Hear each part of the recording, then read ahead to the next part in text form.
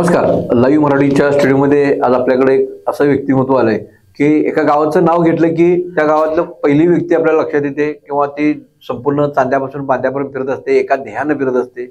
वाचन वाचावं, काही ना काही अगदी तिसऱ्या पहिल्यापासून म्हणजे नातवापासून तर आजोबरोबर सर्वांनी वाचत राहावं याचा अखंड धात घेतलेले जीवनराव साळुंखे. मुरगुड गाव हे आपल्या कोल्हापूर जिल्ह्यातील कागलच्या जवळचं असं महत्त्वाचं असं गाव आहे. शैक्षणिक आणि मोठी परंपरा त्या गावाला आहे. आणि मुरगुड म्हणलं की जीवनराव साळुंखे असं एक समीकरणच आलेलं आहे. तर यासाठी 50 पुस्तक लिहिले, म्हणजे पुस्तक लेखनाचं अर्धशतक झालेले आणि पत्रकारितेपासून शैक्षणिक क्षेत्रापर्यंत मोठं योगदान दिलेले जीवनराव साळुंखे जे आलेले आहेत. आपलं सर लाईव्ह मराठीच्या परिवारात स्वागत आहे. आपली जी 50 पुस्तकाची एक मोठी लेखनाची आपली जी पार्श्वभूमी राहिलेली आहे आणि सगळं पत्रकारांना एक आजच्या पत्रकार दिनाच्या दिवशी आणि किंवा महाराष्ट्र शासन जे आता वाचन पंधरवडा साजरा करतोय त्या निमित्तानं आम्ही ही सिरियल चालू केली की लेखक आपल्या भेटीला असा उपक्रम चालू केला. त्यासाठी पहिली अधिकारी व्यक्ती म्हणून वाचण्यासाठी आणि त्याचं एक महत्त्वाचं मिशन असं आहे की जसा चित्रपट अभिनेते चित्रपट हे शेवटच्या गाव तालुका बदल पिक्चर बघावून जातात, तसं लेखकांनाही जाणं गरजेचं आहे आणि लेखकांनी आपलं वाचकाचे संवाद वाढवणं गरजेचं आहे. आणि यासाठी त्यांची पदरमोड सुरू आहे. स्वतः पुस्तकं ते आजगंड दान हे सुरूच आहे. तर आपल्या ह्या प्रवासाविषयी 51 पुस्तकाचा प्रवास कसा आहे? नमस्कार. सर्वप्रथम मी आपल्याला मनापासून धन्यवाद देतो की माझ्यासारख्या एका सामान्य कार्यकर्त्याला म्हणजे या क्षेत्रात सक्रिय असणाऱ्या एका कार्यकर्त्याची आपण दखल घेतली आणि मी जे काय थोडंफार काम करतो किंवा माझ्या हातून जे कार्य घडतं त्याबद्दल आपण अत्यंत सकारात्मक दृष्टिकोनातून आस्थेनं याबद्दल विचार न करता आहात. त्याला प्रोत्साहन देण्याच्या दृष्टीनं शासनाचा हा जो वाचन पंधरवडा सुरू आहे त्या पार्श्वभूमीवर आपण मला बोलवलं. मी आपल्याला आणि लाईव्ह मराठीच्या सर्व परिवाराला सुद्धा त्याबद्दल मनापासून धन्यवाद देतो. खरं तर हा जो प्रवास तुम्ही म्हटला हा एक शिक्षक म्हणून, एक लेखक म्हणून, एक वाचक म्हणून, एक कार्यकर्ता म्हणून, पत्रकार म्हणून हा प्रवास मी अतिशय विचारपूर्वक सुरू केला. मी स्वतः विद्यार्थी दशेपासून एक उत्तम वाचक आहे, लिहितो, पण लिहिण्या अगोदर खूप काही वाचावं अशी जी मला ओढ होती ती माझी विद्यार्थी दशेपासूनच होती आणि ती दिवसेंदिवस वाढत गेली. पुढे मी सेवेत आलो, शिक्षक झालो, त्यानंतर बढतीनं मी प्राचार्यपदापर्यंत गेलो. माझ्या या सर्व काळामध्ये प्रसारमाध्यमांशी ज्यावेळी माझा संबंध येत गेला आणि मी वर्तमानपत्रामध्ये आणि अन्य नियतकालिकामध्ये लिहित राहिलो त्यावेळी माझ्या असं लक्षात आलं की वाचनाबद्दल दिवसेंदिवस लोकांच्या मध्ये, समाजामध्ये अनास्था वाढत आहे. खरं तर ती वाढायला नको पाहिजे, पण ती वाढत चालली. वाचनाची उपेक्षा करणं, वाचनाकडे दुर्लक्ष करणं, पुस्तकच हातात न घेणं अशा पद्धतीची एक मानसिकता समाजामध्ये गेल्या 20-25 वर्षामध्ये झपाट्यानं वाढत चाललेली आपल्याला दिसून येते.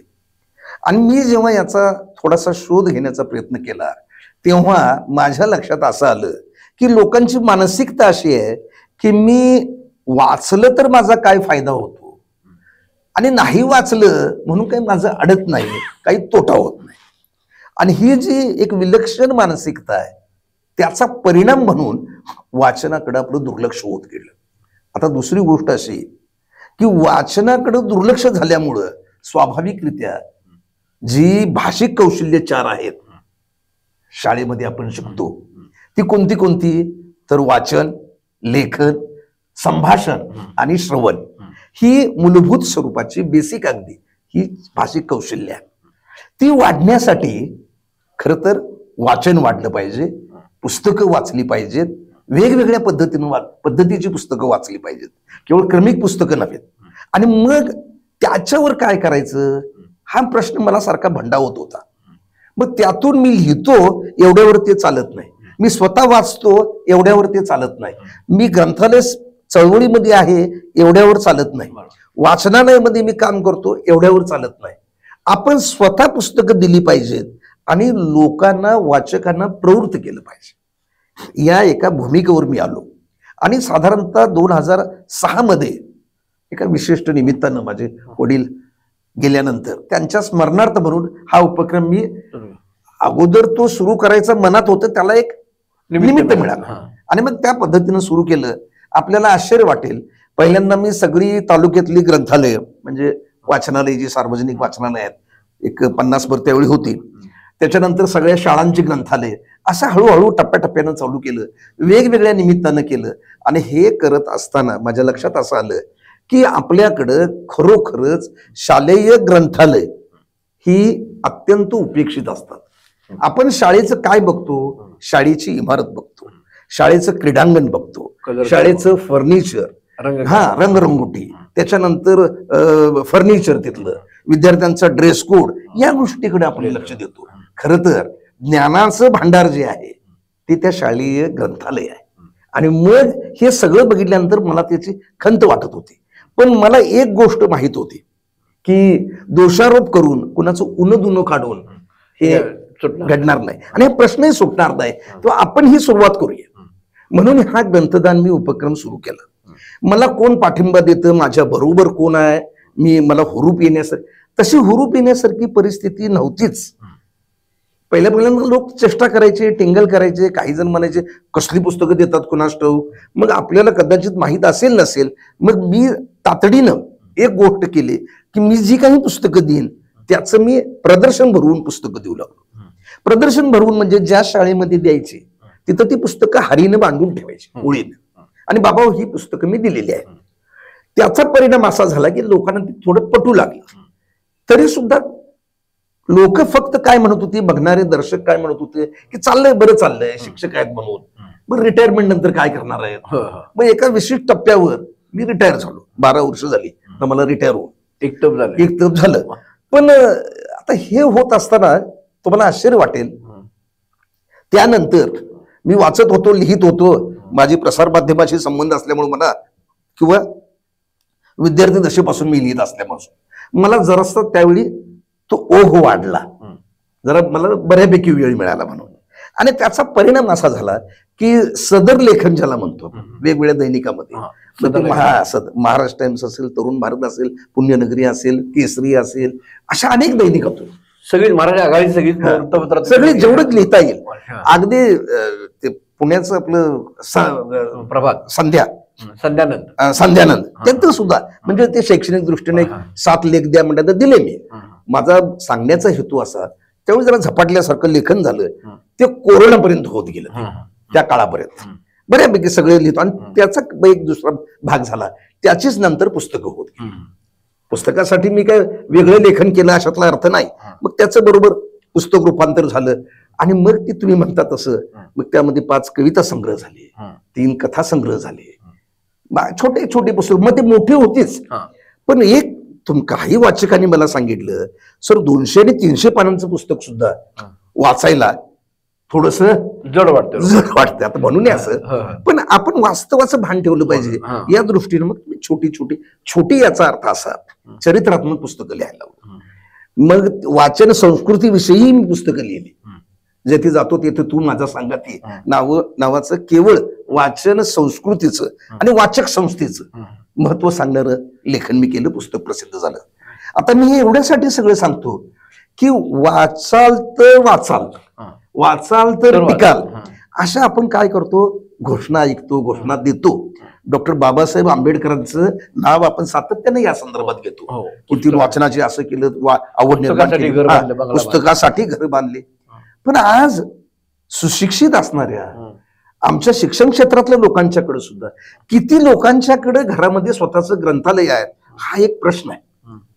का असं होतंय याचा म्हणून मग मी चालू केलं की समृद्ध शालेय ग्रंथालय आणि वाचन प्रोत्साहन. तर ह्याच बरोबर सांगायचं की आपल्या तुमच्या विषयी आमच्या विषयी पण शिक्षक असेल, त्यांनी सांगितलेल्या कविता असतील, अजूनही आपल्या लक्षात प्रसंग उभा राहतो. अगदी बरोबर. आता मुळात स्वाध्याय म्हणून प्रत्येक धड्याच्या नंतर जे असतं त्या संदर्भ पुस्तकं असतात, वाचावं. अगदी करेक्ट. म्हणजे मुळात आता शिक्षकच वाचत म्हणजे आडात पोळा देणार आणि पालकही वाचत नाही. दोन्ही घटक जबाबदार आहेत. आणि शिक्षण खात्याचं तर अक्षम्य दुर्लक्ष आहे. तुम्हाला माहिती असावी म्हणून सांगतो. आता गेली 20 वर्ष मी एक अतिशय वेगळ्या पद्धतीचा कार्यकर्ता आहे. मी असं मानणारा कार्यकर्ता आहे की मी जर लेखक असेल तर समोरच्याने वाचलं पाहिजे ही भावना जर माझी असेल तर मी त्याला उपलब्ध करून दिलं पाहिजे. माझ्या शिक्षकांना किंवा शाळेला मी आता खरं तर गेल्या 12 वर्षामध्ये माझा शालेय म्हणजे त्या परिसराशी, प्रशासनाशी किंवा त्या क्षेत्राशी तसा संबंध यायचं कारण नाही, पण मी कनेक्टेड राहिलो, मी नेहमी त्यांच्याच निगडीत राहिलो. याचं कारण मी असं मानतोय की आपला सगळ्यांचा एक DNA एक आहे, शिक्षक म्हणून, वाचक म्हणून, लेखक म्हणून, कार्यकर्ता म्हणून. आणि मग हे जर असेल तर आपल्याला त्यांच्याबद्दल कृतज्ञता व्यक्त केली पाहिजे. मग ती कृतज्ञता व्यक्त करायची म्हणजे नुसते बोलून गोड गोड बोलून करायचं नाही. तुकारामांचा अभंग माझ्या डोळ्यासमोर कायम आहे, तो म्हणजे बोलाचीच कडी बोलाचाच भात खाऊन या तृप्त झाले कोण. मी कुठल्याही शाळेत कधी गेलो कुठल्याही निमित्तानं तर 5-10 पुस्तकं मी देतोच. मला भेटलेल्या माणसाला सुद्धा किंवा माझ्याकडे आलेल्या माणसाला सुद्धा एखादं पुस्तक त्याला द्यायचंच. अहो, पेशंटला भेटायचं झालं तर आपण काहीतरी फळं वगैरे घेऊन जातो, एखादं पुस्तक सुद्धा त्याला घेऊन जातो. निवांत बसू देतो, त्याचं हॉकी डोक्यात रिकामं डोकं राहू नये. त्या पाठीमागचा हेतूच आहे. बरं, तू लगेच वाचला लगेच बरं झालं अशातला अर्थ नाहीये, पण हे केलं पाहिजे कोणीतरी, सकारात्मकता. आणि हे केलं पाहिजे. मी जर शिक्षक असेल, पत्रकार असेल, लेखक असेल तर हे माझं आद्य कर्तव्य आहे. मी किती मोठा आहे ह्यापेक्षा मी संलग्न कुणाला आहे हे महत्वाचं आहे. मी माझ्या वाचकाशी संलग्न असलं पाहिजे. आणि मी अतिशय जरा संवेदनशील असल्यामुळे असेल, पण ह्याच्याशी मी एवढा निगडीत आहे म्हणजे आज या वर्षी मी डिक्लेअर केलं की 100 शाळांना मी भेटणार, 100 शाळांना मी 2000 पुस्तकं, म्हणजे सरासरी 20. कारण हे एवढं का व्याख्यान देणार. आणि त्याच्या पलीकडे माझ्या लक्षात असं आलं या जिल्ह्यामध्ये साधारणतः 800 हायस्कूल्स आहेत, म्हणजे हायस्कूल ज्युनियर कॉलेज. तर तिथं ही शालेय ग्रंथालयांची अत्यंत दुरावस्था आहे. म्हणजे कुठं ते शोधावं लागतंय, ही अत्यंत वाईट आहे. तुम्हाला भव्य इमारती दिसतील पण तिथलं ग्रंथालय त्या पद्धतीचं भव्य आहे का असं जर तुम्ही बघितलं तर तिथं तुम्हाला थोडस खेद वाटेल त्याचा. आता हे चित्र बदलण्यासाठी मग मी ग्रंथालय शास्त्राचे जनक डॉक्टर S.R. रंगनाथन ह्यांचा फोटोच अनेक ठिकाणी मला दिसला नाही, म्हणून त्यांचे एक लॅमिनेटेड पोस्टर केलं. त्याच्यानंतर ग्रंथालयासाठी म्हणून काही विशेष दिन साजरे करायचे असतात. मराठी राजभाषा दिन असेल किंवा तो महाराष्ट्र स्थापना दिन म्हणजे 1 मे मराठी भाषा दिन आहे तो, किंवा वाचन प्रेरणा दिन आहे. आता परत एक सांगतो तुम्हाला, 12 ऑगस्टला रंगनाथन यांचा जन्मदिवस आहे, तो राष्ट्रीय ग्रंथपाल दिन म्हणून साजरा केला जातो. 3 ऑक्टोबरला आता गेल्या वर्षी म्हणजे 24 मध्ये 3 ऑक्टोबरला आपल्या मराठी भाषेला अभिजात भाषेचा दर्जा दिला म्हणून तो आता साजरा करायचा आहे 3 ऑक्टोबरला. हे सगळं मी केलं, त्यात लिहिलं. आणि 5 तत्व जी आहेत ग्रंथालय शास्त्राची, म्हणजे वाचकाला त्याच्या आवडीचं पुस्तक मिळालं पाहिजे, प्रत्येक पुस्तकाला त्याचा वाचक मिळाला पाहिजे, वाचक आणि वाचकाचा वेळ वाचला पाहिजे. ही जी 5 सूत्र आहेत त्या 5 सूत्र उल्लेख केलेला असं, आणि ती ही काय म्हणू आपण त्याला, हे विशेष दिन असं एक पोस्टर केलं. आणि ही दोन्ही पुस्तक लॅमिनेट करून प्रत्येक शाळांना द्यायला सुरुवात केली. आता हे देताना माझा मोठो असं आहे की रीड टू लीड, म्हणजे वाचा आणि पुढे. तुम्हाला जर पुढे जायचं असेल तर वाचल्याशिवाय पर्याय नाही. माझं एक अत्यंत आवडतं वाक्य आहे, तुम्हाला ते अतिशय आवडेल. वाचन केल्यामुळं, म्हणजे सातत्यानं वाचन केल्यामुळं मला माझं अज्ञान मला कळून येतं, आणि वाचन न केल्यामुळं माझं काय अज्ञान आहे ते जगाला कळतं मी बोलत असल्यामुळं.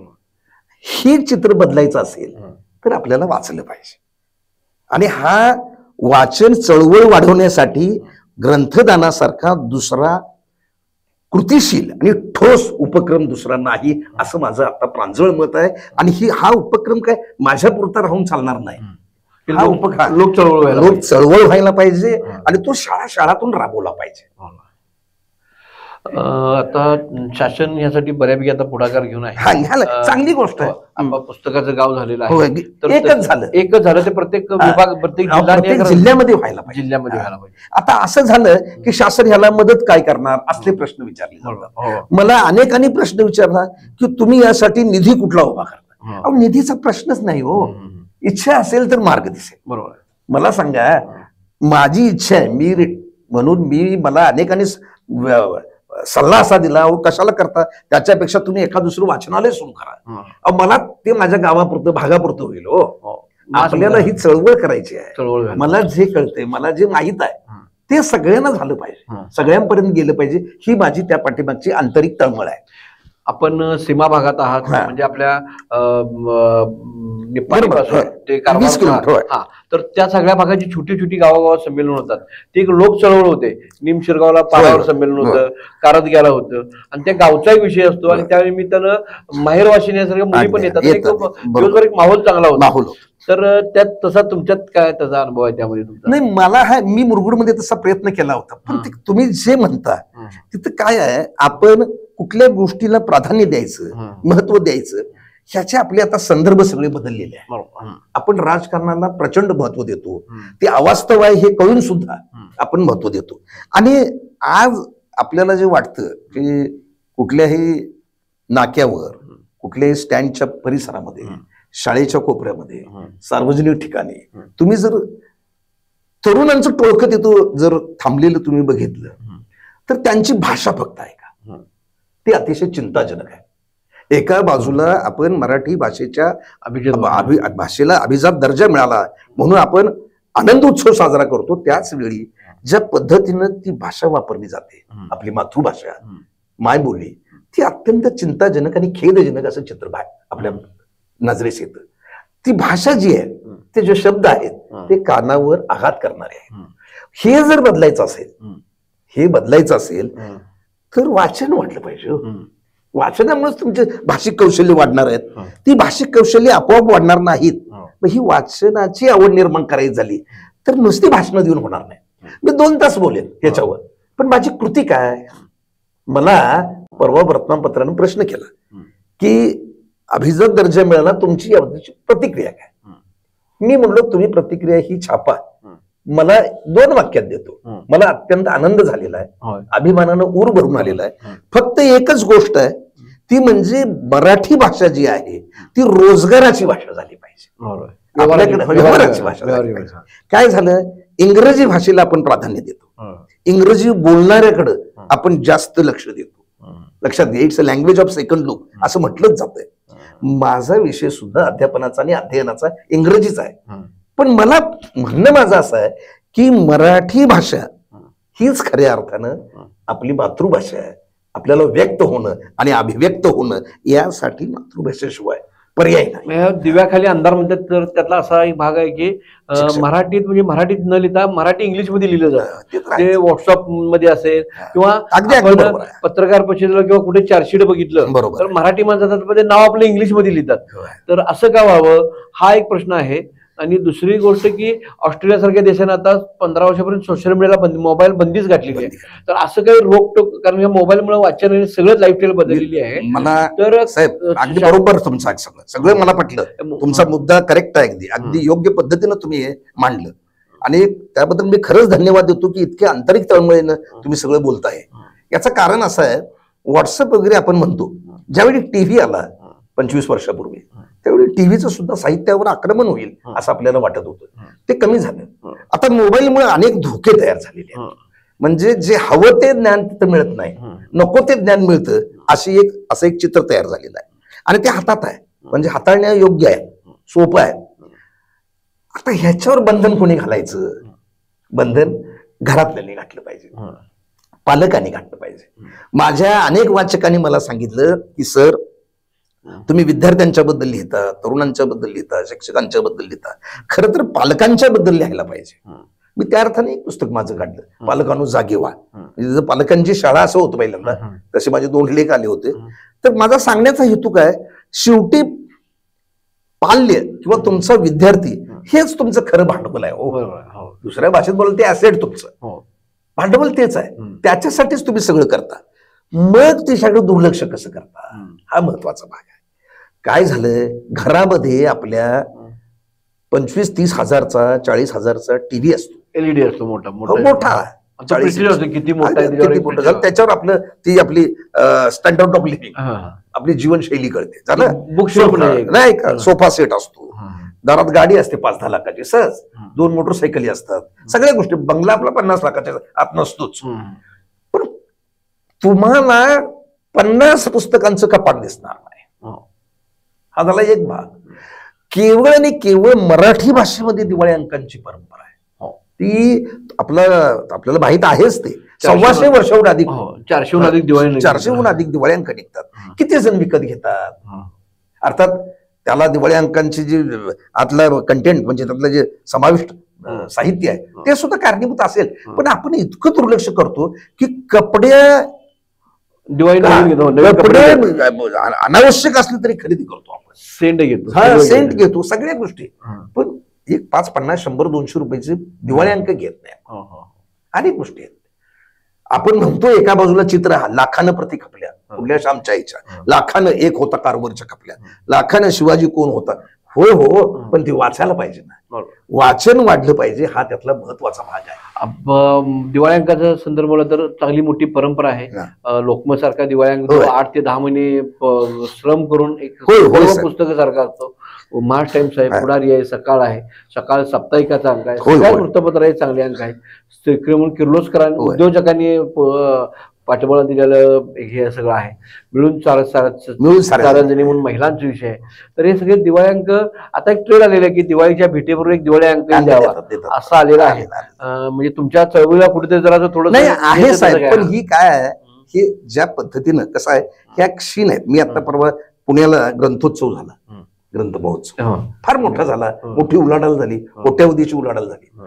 आता ही कोट्यावधीची उलाढाल झाली हे अत्यंत एक अतिशय उत्तम असं प्रसाद चिन्ह आहे माझ्या दृष्टीने. पण त्यामध्ये शिक्षक किती सहभागी झाले होते, विद्यार्थी किती सहभागी झाले, पालक किती सहभागी झाले होते, याचं कारण मी सांगतो.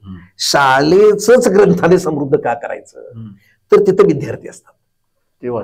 लहानपणापासून वाचनाची सवय लागली पाहिजे. आम्हाला लहानपणापासून लागली. शिवचरित्र असेल, आणखी काय असेल, रामायण महाभारत सुद्धा असेल. पण वाचन चांदोबा आजही चांदोबा मासिक आम्हाला, मला व्यक्तिशः सांगतो, मला जर इथं माधवरला आमच्या ते किंवा एसटी स्टँडवर जर दिसलं तर मी आवर्जून घेतो. ते विक्रम येतात, आता ते रिपीट व्हायल्यात, तेच छापून परत या असू दे. मी काय म्हणतो, मी 60-70 वर्षाची परंपरा आहे का. मग असं असताना ते वाचलंच पाहिजे. पण त्यातून वाचन समृद्ध होत गेलं ना. बाबुराव आर्नाळकर, तुम्ही त्याला कितीही नावं ठेवा, पण एक काळ असा होता की पुस्तकात पुस्तक घालून आम्ही वाचले. नाकारत नाही आपण, ते नाकारू नयेच. तसं तुमचं शालेय शिक्षण पासून ते प्राचीनचा प्रवास कसा आहे तो जरा मला सांगा. आता तुमचं म्हणणं बरोबर आहे. मी त्यासाठी खूप प्रयत्न केले. अर्थात प्रयत्न मी जरी करत असलो तरी मला कोणी काही अडवलं अशातला अर्थ नाही.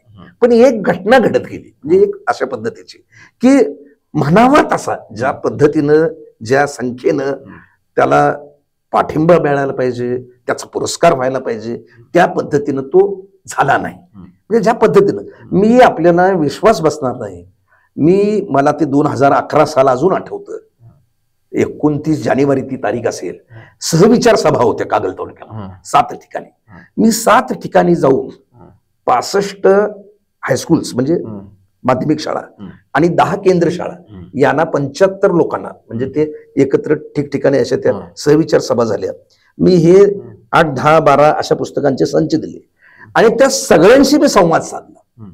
संवाद साधला म्हणजे काय, ते दिलं संबंधित शिक्षकांच्याकडे, मुख्याध्यापकांच्याकडे. आणि माझं जे मनोगत आहे ते मी अगदी हात जोडून त्यांना सांगितलं. मी कधीही ही पुस्तकं देत असताना समोरच्याला ह्युमिलेट होईल, म्हणजे त्याला काहीतरी त्याची उणीव आहे असं मी जाणवू देत. बरोबर. बाबा रे, हे तुम्हाला काही गोष्टी माहित नसतील, मी तुम्हाला देतोय, आपण वाचा. नाही, मी असं काढणार नाही उन्हा काय. बरोबर. म्हणजे काय तुम्हाला काय झालं, तुम्ही का विकत घेत नाही असं बोलणार नाही. कारण काय, माझी कृतज्ञता मी व्यक्त करतो. मी एवढ्यासाठी हे सगळं आवर्जून सांगतो, हे करता येत. माझ्यासारखा एक सामान्य शिक्षक रिटायर झाल्यानंतर सुद्धा हे करू शकतो. इच्छा असेल तर मार्ग दिसेल. हा त्यातलं खरं सूत्र आहे. शिक्षकांचे इन्क्रीमेंट होतात त्यात त्यांनी नवीन पुस्तके विकत घ्यावी असं असतं. अगदी अगदी बरोबर. आणि आता दिवस कार्याला सुद्धा पुस्तकं देण्यात आलेलं होय, आहे होय. किंवा पुस्तक बुके अगदी. सगळ्यांनी हार आणू नये किंवा वया किंवा पुस्तकं द्या. मुख्यमंत्र्यांनी असं एक सुद्धा सांगितलं ते, मुख्यमंत्र्यांनी आता जी.आर.च काढलेला आहे की बुके मला कोणी घेऊन स्वागताला येऊ नये असं पुस्तक ते बरोबर. किंवा काही चांगली IAS गोष्ट आहे. अधिकारी म्हणतात बाबा मला स्वागताला जरा पुस्तक घेऊन या, तुम्ही कुठलं बुके आणू नका. अगदी बरोबर. असं म्हणजे लागलंय? काहीतरी सकारात्मक थोडं चालू आहे, तिथे गतिमान वाढणं गरजेचं आहे. हा, ही गती याला मिळाली पाहिजे आणि सोबतच कार्यक्रम होऊ कुठल्याही परिस्थितीत. म्हणजे काय होतं, आपण लेखक वाचकांच्या भेटीला किंवा विद्यार्थ्यांच्या भेटीला कन्सेप्ट अतिशय चांगली, ही संकल्पना अत्यंत चांगली आहे. फक्त झालंय असं की प्रत्यक्षात काही कृती झाली पाहिजे. मग त्यासाठी सामुदायिक प्रयत्न व्हायला पाहिजे, ते एका दुसरेच नाही. एक मी या सगळ्या उपक्रमाकडे बघतो, ते हा उपक्रम महत्वाचा आहे म्हणून बघतो. म्हणजे मला आजपर्यंत हुरूप येईल अशा काही घटनाप्रसंग घडले नाहीत म्हणून मी काही खचलो नाही. मी एकच डोळ्यासमोर घडलं की आपण करू शकतो, हे आपण श्वास असेपर्यंत हे करत राहायचं. वाचन चळवळ आणि वाढणे हा तुमच्या एनर्जीचा एक भाग आहे. करेक्ट. आणि तो भविष्यकाळात असा वाढत जावा. आपण मुलाखतीच्या शेवटच्या टप्प्याकडे येताना तुम्हाला नेमका आता शालेय पातळीवर किंवा पालक सभा होतात म्हणजे, आणि असा एक विषय की विद्यार्थी म्हणते आम्ही वर्षातून 4 परीक्षा देतो, तर शिक्षकांच्याही परीक्षा व्हाव्यात का? इन्क्रीमेंटला सगळीकडे बघितलं जातं, तर शिक्षकांचं मूल्यमापन कुठं होतं? त्यांनी वाचलंय काय, नवीन काय घेतलंय काय? काही प्रकाशकांचे असे दुर्दैवी अनुभव आहेत की आम्हाला डुप्लिकेट बिल द्या असं म्हणून येतं, पुस्तक नको तुमचं काही 20% घ्या. तर अशा म्हणजे शिक्षकांना बंधन हे कायद्यानंच घालणं गरजेचं आहे. जसं PhD झालेलं आहे, PhD तुमचं पुस्तक आलं पाहिजे, त्याचं मार्केटिंगमध्ये मूल्यमापन झालं पाहिजे. तसं शिक्षक जे आहे 5वी ते 10वी किंवा माध्यमिक शिक्षण, प्राथमिक शिक्षण, त्यांना सुद्धा काही रूल्स अँड रेग्युलेशन लागणं गरजेचं वाटतं का? अगदी अगदी. ते ह्या सगळ्या गोष्टी अत्यावश्यक आहेत. शासकीय पातळीवर हे प्राधान्यक्रमानं ठरवायला पाहिजे. परंतु होतं काय, जेव्हा आपण कायदा करतो, नियम करतो, तेव्हा त्यातनं पळवाटा सुद्धा निघतात. शेवटी हा जो भाग आहे तो स्वयंस्फूर्त आहे. बरोबर. मी स्वतः ठरवायचं आहे ते. मला सांगा, मी रिटायर झाल्यानंतर माझ्यावर कोणी बंधन घातलं का? हा, निवांत राहायला पाहिजे होतं. आणि अत्यंत महत्वाची गोष्ट म्हणजे हे लोकांना पटत नाही. अनेकांनी त्याबद्दल माझ्याशी थोडस मतभेद व्यक्त केले की तुम्ही याचं रेकॉर्ड का ठेवत नाही? मी रेकॉर्ड कशासाठी ठेवू? रेकॉर्ड ठेवलं की मग त्याचा दुसरा एक मनात एक सुरुवात इगो म्हणजे काय, मी एवढी वाटली, मी अमुक झालं, मला आता पुरस्कार पाहिजे. ते तर पुरस्काराचं पेवच फुटलेलं आहे आपल्याला माहिती. मग नकोच ते आपल्याला पुरस्कार इंडस्ट्रीज झाले आता. हे मी स्वतः पत्रकारच आहे, मला ह्या इन्स आउट सगळे कळतात. पण मी जाणीवपूर्वक मी जर या सगळ्या माहोलशी, या सगळ्या परिसराशी, परिस्थितीशी मी जर संलग्न असेल तर मला जे जे करता येतं, जे जे करावंसं वाटतं ते मी केलं पाहिजे. अर्थात मला माहिती आहे की याची दखल घ्यावीच लागेल. याचं कारण मी आरंभशूर नाही किंवा मी हौशी कलावंत नव्हे, मी तेवढ्यापुरतच करायचं असलं नाहीये. मी दीर्घकाळ करतो. याचं कारण असं आहे की माझी विचारातली स्पष्टता आहे. काय आपण करतो, कशासाठी करतो, किती काळ करू शकतो. म्हणून मी सांगितलं, मी 20-25 याच्या पलीकडे पुस्तकं देत नाही. देतो नाही असं नाही. आता अनेक शाळांना मी 50-100 सुद्धा दिली. आता घुणकीचे वाचनालय आहे, मला त्यांनी बोलवलं त्या सुवर्ण महोत्सवानिमित्त. त्यांना मी 51 पुस्तकं लिहून दिली आणि मी म्हणतो माझ्याकडे चूक झालेली आहे. खरं तर यापूर्वीच मी यायला पाहिजे होतं. 50 वर्ष सार्वजनिक वाचनालय आहे. म्हणजे मला सांगण्याचा हेतू काय, मी द्यायचं तिथं देतोच. मी काय वाट बघत नाही. म्हणजे मला त्यांनी बोलवलं पाहिजे, कळलं की मी जाऊन तिथं पुस्तक देतो त्यांना. 2 शेवटचे प्रश्न आहेत की 50 पुस्तकामध्ये तुमचं सगळी पुस्तकं तुझी आवडतात, तर त्यातलं तुमचं कुठलं वेगळं आहे आणि आगामी काळात लेखनाचे काय संकल्प आहेत? मी आत्ता सांगू तुम्हाला, आत्ता माझे नजीकच्या काळामध्ये आता 3 पुस्तकं येतील. त्यामधले आता मी अनेक असे फंडे वेगवेगळे करतो. फंडे म्हणजे वेगवेगळे असे प्रकार. म्हणजे आता मी रोज सकाळी मॉर्निंग मेसेज देतो. आता ते मॉर्निंग मेसेजची पुस्तकं झाली. म्हणजे कसं, ते आमचे प्रकाशक म्हणजे ते अत्यंत सुरेख आहेत. तेवढं शॉर्ट 2-3 ओळी, 2 ओळी, 2 वाक्यात लोकांना आवडते. लोकांना मी जे जे आवडेल. आता ते ह्याचा साहित्यिक दर्जा वगैरे असले शब्द वापरू नका. बरोबर. लोकांना वाचनाची आवड निर्माण होणं गरजेचं, वाचनाच्या ट्रॅकमध्ये आलं पाहिजे. आणि म्हणून मी सांगितलं, मी यातला खरा तर कार्यकर्ताच आहे. मला जे जे लोकांना वाटतं, कारण मला समजून आलेलं आहे मूळचा माझा पिंड कवीचा, माझे कविता संग्रहच प्रसिद्ध आहेत. पण माझ्या लक्षात आलं कविता संग्रह वाचतच नाही. म्हणजे कविता कवी संमेलन जरी भरलं तर समोर जे असतात ते कवीच असतात, श्रोते कमी. सांगण्याचा हेतू काय, त्यापेक्षा आपल्याला जर वाचन संस्कृती वाढवायची असेल तर माझी ही 3 पुस्तकं बाहेर येतील. आता पुढचं पुस्तक माझं आता दुसरं पुस्तक जे आहे ते त्याचं पुस्तकाचं नावच आहे आनंदी जीवनाचा महामार्ग. आता हे कशासाठी, तर आनंदानं जगणं आता काय झालेलं आहे, दुरापास्त व्हायला लागलं. लोकांना लाफ्टर क्लब, हास्य जत्रासारखे कृत्रिम हास्य करावं लागतं. त्यानंतर विद्यार्थ्यांसाठी म्हणून, विद्यार्थ्यांना अभ्यास करण्यासाठी म्हणून आपण काय नवीन संशोधन करतो असं नाही. माझी मांडणीची पद्धत तीच आहे. आता बघा, व्यक्तिमत्व विकासावरची माझी पुस्तकं अत्यंत गाजली, म्हणजे त्याच्या 10-12 आवृत्त्या निघाल्या, म्हणजे मला तो प्रतिसाद मिळाला. त्याचं कारण काय, ती मांडणी हे जे कौशल्य आहे ते मला बऱ्यापैकी साध्य झालेलं आहे, अवगत झालेलं आहे. त्याचा परिणाम म्हणून हे झालेला आहे. आता कथासंग्रह सुद्धा आपला विश्वास बसला नाही, एकाच कथासंग्रहाच्या 5 वर्षात 3 आवृत्त्या झाल्या. अस्वस्थ वर्तमानाची सावली, बरोबर आहे चाललंय. पुढच्या काळामध्ये आता बघू काय काय. एक महत्वाचं पुस्तक लिहायचं आहे, ते म्हणजे गेल्या 100 वर्षात 1850 ते 1950 या 100 वर्षामध्ये 100हून अधिक च्या दिग्गज आणि अतिशय अजोड अशा साहित्यिकाने, म्हणजे त्यामध्ये कवी योगदान दिलं, त्यांच्याबद्दलची एक संक्षिप्त माहिती का असेल पण चरित्रात्मक अशी एकत्र मी करायला सुरुवात केली आहे. हे कोरोनाच्या काळापासून माझं काम चालू आहे. आता ते साधारणतः 60-70% पूर्ण होत आलेला आहे. तो एक मोठा जरा संकल्प आहे. म्हणजे का, तुम्ही आता मगाशी जसं म्हटलं की आम्ही विद्यार्थी दशेपासून असे कवी वाचले, ते आज नसतील कदाचित, पण ते पुढच्या पिढीसमोर यावेत, हा त्या मागचा हेतू आहे. गेले अर्धा तास आपण सरांशी असा मनमोहरात संवाद साधत आहोत. भविष्यात त्यांना पुन्हा एकदा आपण इथं बोलू. जीवन साळुंखे मुरगुड एवढं लिहिलं तरी त्यांना पत्र कधीही मिळू शकतं, व्हॉट्सअपवर ते उपलब्ध असतात. सर, आपण आपल्या संपर्क आपला एक आमच्या लाईव्ह मराठीच्या माध्यमातून सर्वांना आपला मोबाईल नंबर सांगा. शाळा, महाविद्यालय, अगदी जत्रा ते यात्रापर्यंत आणि तरुण मंडळाच्या कार्यक्रमापासून ते कोणत्याही ठिकाणी सर केव्हाही याला उत्साहानं तयार असतात. सरांचं वाचकांना भेटणं आणि वाचक प्रवृत्त करणे हा त्यांच्या सर्व एव्हरग्रीनपणाचा आणि त्यांच्या जीवनाचा एक श्वास आहे. वाचन चळवळीला समर्पित असं हे व्यक्तिमत्व आज आमच्या ह्याच्यामध्ये आलं. सर, पुन्हा एकदा आपण आव्हान करेन, आपला एक भ्रमणध्वनी फक्त सर्वांना सांगा. नमस्कार. वाचनासाठी मी नेहमीच, आता माझा तो विषय जरी असला तरी कुठल्याही अनुषंगानं बोलायचं झालं तर मी वाचनाकडेच येतो. माझा नंबर आहे 94 23 28 33 44. 94 23 28 33 44 हाच माझा व्हॉट्सअपचा नंबर सुद्धा आहे. धन्यवाद.